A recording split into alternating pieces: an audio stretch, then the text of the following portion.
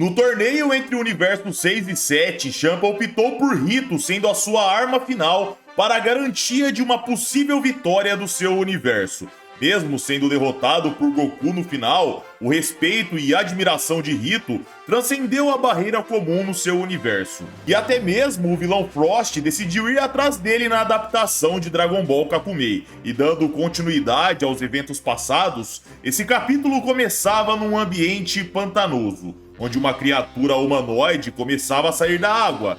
De longe, Rito e Frost observavam um inimigo prestes a sair do lago, mas de repente a criatura submergia. Ele disparava pelo lago e ficava nadando de um lado para o outro, até que finalmente ele parava e dizia: "Estive nadando a toda velocidade por mais ou menos 20 minutos. Com certeza despistei eles, mas quando a criatura olhava para trás, ele via Rito parado. Prontamente, a criatura decidia atacar, mas Rito usava seu atraso temporal, desacelerando o tempo na qual aqueles ataques corriam. Quando um chegava de surpresa, ele facilmente se esquivava, mas como um bumerangue, o ataque voltava, mas um disparo de energia acertava aquele ataque. Era Frost, dizendo: "Não precisa me agradecer." E tu olhava para Frost e sem olhar para o seu inimigo, ele o finalizava. Ou seja, ele não precisava de ajuda ali. E assim, galera, o dia foi passando.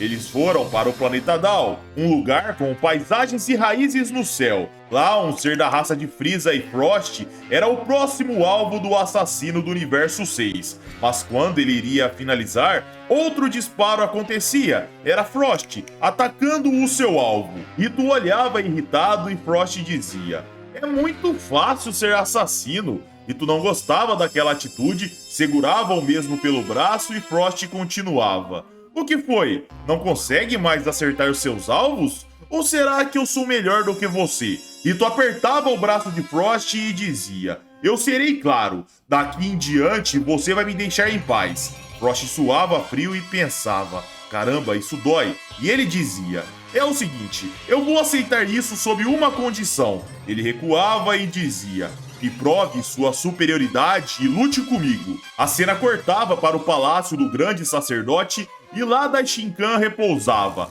mas os sons pesados de passos o incomodavam. Quem chegava era um dos guardas dizendo que dizia: "Sumo sacerdote, eu tentei encobrir da melhor forma, mas eles irão descobrir cedo ou tarde." Daishinkan dizia: "Está tudo bem, não se coloque mais em perigo." O guarda saía e Daishinkan voltava a se incomodar com aquele som.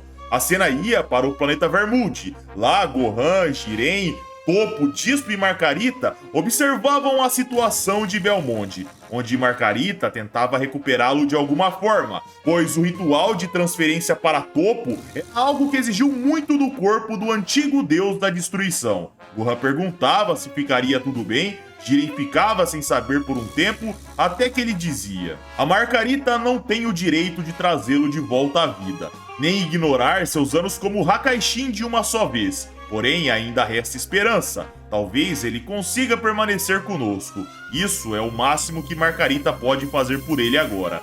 Gohan dizia: "Eu entendo, mas ei, eu sei que não é o melhor momento. Só que eu estou aqui porque compartilho o mesmo senso de justiça que vocês. É por isso que eu gostaria de pedir para me juntar à tropa do orgulho." Jiren dizia que era uma péssima hora para ele pedir aquilo e Gohan já se desculpava.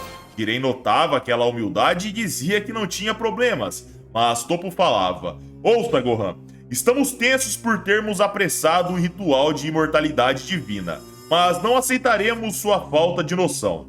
Jiren falava: "Mas podemos deixá-lo na tropa do orgulho por um simples pedido. Primeiro, você deve nos seguir numa missão e assim iremos te avaliar." Gohan topava e nessa hora Dispo pedia para eles fazer silêncio. Ele escutava algo vindo de Belmonte e dizia para todos que estava escutando a recuperação do mesmo. Todos escutavam aquilo e Toppo se emocionava. Que bom que ele estava bem. A cena cortava para o planeta Terra, mais especificamente na Ilha Monstro. Lá, uma nave espacial chegava do céu e pousava. 17, que estava na ilha, percebia a situação e nos era mostrado a fumaça do impacto se alastrando pela ilha. De lá, um homem saía, era Paparone, aquele que controlava todas as formas de vida artificialmente inteligentes do universo 3. Ele pegava um dispositivo localizando o Android 17, mas ao se dar conta, o Android estava em cima dele dizendo: "Olha só, você é o cara do universo 3.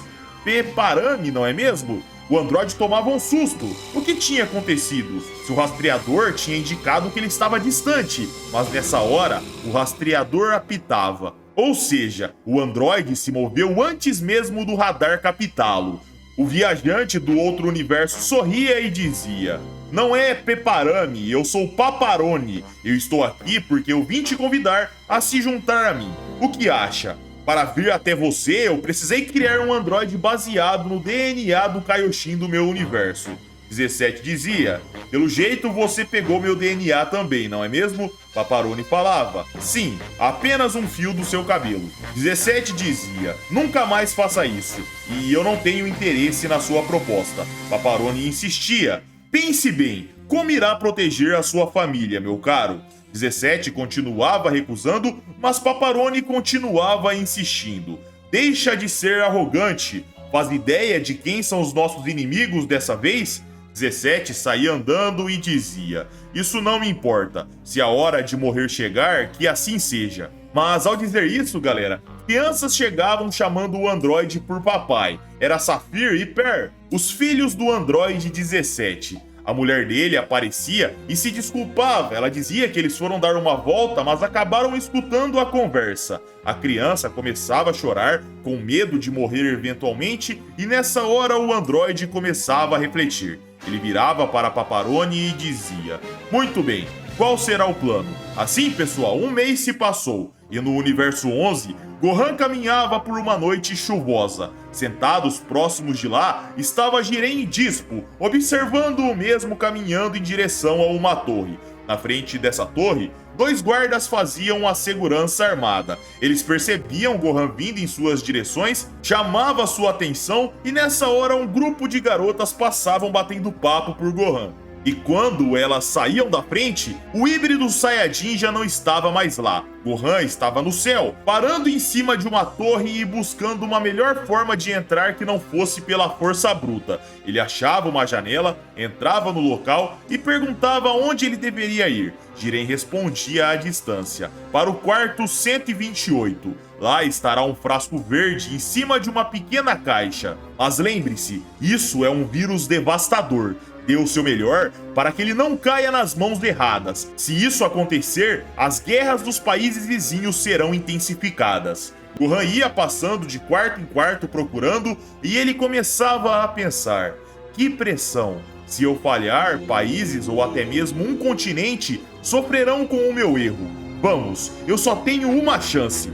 Ele finalmente entrava no quarto 128, mas havia vários engravatados na sala. Um deles perguntava quem era Gohan e o mesmo falava: "Eu sou o fiscal financeiro. Eu vim fazer uma auditoria mensal." Ele percebia, galera, que o frasco estava ao seu lado e pensava: "Papai, o que você faria no meu lugar?" E nesse momento, galera, Gohan se distraía, pensando no que o seu pai diria para ele, que consistia em avaliar a força de todos os adversários ali, e em seguida derrotar o mais poderoso. Assim, os outros fugiriam de medo e ele ficaria sozinho com o frasco. Gohan dava risada pensando naquilo e dizia a todos: "Senhores, eu fiz as contas e está tudo em ordem." Porém, ele jogava uma bomba de luz que explodia e ele corria pensando: "Me desculpa, papai, mas eu prefiro resolver as coisas sem precisar machucar ninguém." Ele descia as escadas voando em alta velocidade, virava ao local correndo, mas na entrada os guardas estavam aguardando.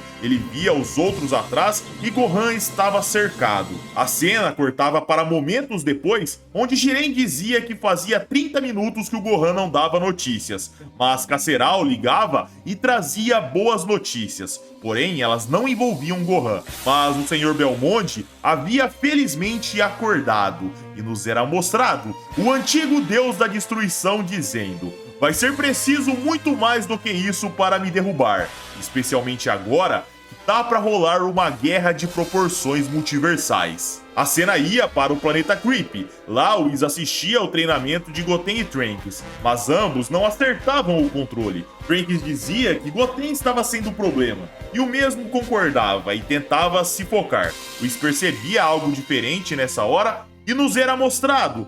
Goten entrando num lugar mentalmente onde havia uma porta gigante. Ela o aguardava dentro do seu interior. O híbrido Saiyajin se perguntava o que tinha do outro lado da porta. Ele sentia aquela pressão e de repente a sua atenção era chamada por Trunks. Ele acordava, mexia sua cabeça e explicava que Trunks tinha atrapalhado, pois dessa vez ele pôde ver uma porta na sua cabeça. Whis sorria e Trunks perguntava do que ele estava falando. Goten dizia que não sabia explicar muito bem. Whis observava eles conversando e Goten continuava. Sem o poder do Gotenks, tudo é mais difícil do que eu imaginava. Mas acho que temos que enxergar além das nossas forças. Whis sorria e pensava. Eles estão começando a aprender. A cena ia para o planeta Terra, lá na casa de Gohan, onde Pan saía à noite voando em busca de treinamento, pois Piccolo havia dito que ele estava treinando na floresta sudoeste. A cena ia para o próprio Piccolo que dizia: "A Pan irá chegar em minutos, então vamos começar. Me mostrem o quanto evoluíram nesses 2 anos." Saonel e Pilina se preparavam e diziam: "Pode apostar que você vai ver. Nós desenvolvemos uma nova técnica." A cena cortava para 20 minutos depois, onde Pan finalmente chegava. Lá ela via Piccolo aumentando seu Ki ao lado de Saonel e Pilina fazendo o mesmo. Os 3 Namekuseidins estavam feridos, mas Piccolo dizia animado: "Eu irei admitir, eu pude aprender algo interessante sobre a nossa raça." Os dois sorriam e Pan se animava, pois ela iria treinar junto. Nessa hora, a cena retornava para 1 mês atrás, onde o combate de Rito e Frost havia acontecido. Lá ambos se encaravam, pois o combate iria começar, e o narrador dizia: "A pressão sobe de pouco a pouco. O primeiro que realizar um ataque tem grandes chances de sair o vencedor, pois no nível atual, qualquer movimento pode ser decisivo." E de repente, Rito erguia a mão. Quando Frost se dava conta, ele estava sendo acertado, e ele pensava: "O que foi isso? Foi do nada. É como se a mão dele estivesse apertando meu coração. Meu corpo tá paralisado, que droga! Mas eu preciso resistir." Ele forçava, conseguindo sair do ataque de Rito e gargalhava. Em seguida, dizia: "Essa foi por pouco, agora eu devo te contra-atacar." Ele acelerava, aparecia atrás de Rito e dizia: "Creio que me enganei. Você não odeia a sua vida. Na verdade, adora destruir a vida das suas vítimas." Ele ia agora para frente de Rito e o golpeava bem no coração. Mas de repente, Rito acelerava. Várias imagens suas começavam a aparecer. Todas erguiam a mão com o Ki exalando e atacavam. Frost saía do golpe e pensava: "Ufa, essa foi por pouco." Mas ao se dar conta, galera, a sua perna já não estava mais lá. Estava arrancada aí no chão. E Frost pensava perdendo sua consciência. O que aconteceu? E ele desmaiava. E assim, galera, com o safado do Frost levando uma surra, o vídeo vai chegando ao fim. Like para ajudar o canal, se inscreva, pois iremos trazer toda a cobertura de Dragon Ball Kakumei. E é isso aí, galera. Um abraço, fiquem com Deus e tamo junto.